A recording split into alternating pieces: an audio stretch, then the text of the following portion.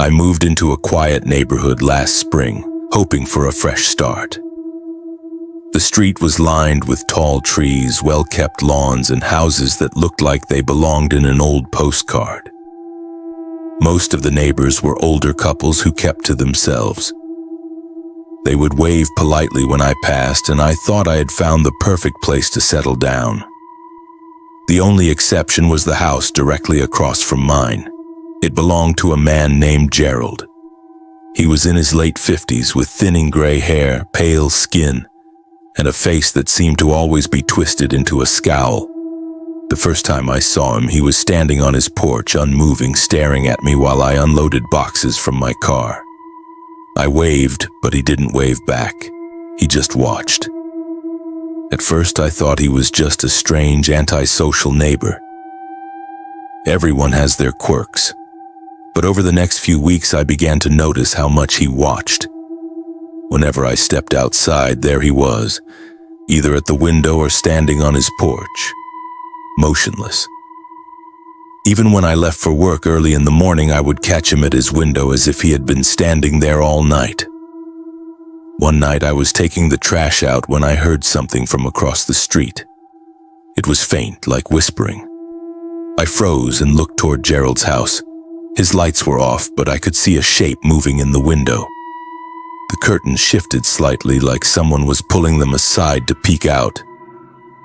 I quickly threw the trash away and went inside, locking every door. The strange activity escalated. My trash can started showing up tipped over every morning, even when there was no wind. I would find footprints in my yard that didn't match my shoes. Sometimes I would wake up to the sound of faint tapping on my windows, and when I looked outside, the street would be empty. Then one morning I found a note under my windshield wiper. It was a small piece of paper with only 3 words written in shaky handwriting. I see you. My heart pounded as I looked toward Gerald's house. The curtains were closed and the house looked as silent as ever. I decided to confront him that afternoon. When I walked over, something felt off. The air seemed heavier and the silence was unnerving. I knocked on his door. No answer. I knocked again, harder this time, and still nothing. The door was locked, but when I peered through the front window, the inside looked completely abandoned. Curtains drawn, furniture covered in dust, no signs of life. Confused, I went to ask one of the other neighbors. An elderly woman down the street told me something that made my stomach drop. Gerald had died months ago. They found him inside his house, sitting in his chair by the window. No one knew exactly when he passed because he lived alone. That night I barely slept, but exhaustion eventually got the better of me. Around 3 in the morning, I woke up to a soft tapping on my bedroom window. My heart raced as I slowly turned to look. Outside, there was nothing but darkness. I got up cautiously, walked to the window, and pulled the curtain aside. Across the street, Gerald's house was pitch black. But as I stared, a light flickered on in the upstairs window. My breath caught in my throat.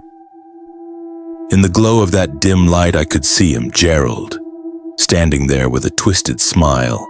His mouth was moving slowly, like he was whispering something to me, but I couldn't hear a word. Then the light went out, and the window went dark. The next day, I called the police. They came, searched the property, and told me the house was empty.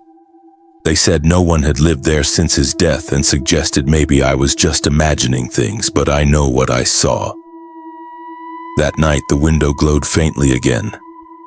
I stayed frozen in bed, staring at it through my curtains. And there he was, standing in the same spot, watching me with that smile. I tried moving away a month later, but no matter where I go, I still see him sometimes. In reflections, in windows, in the corner of my eye when I least expect it. Gerald is still watching, and I don't think he ever plans to stop.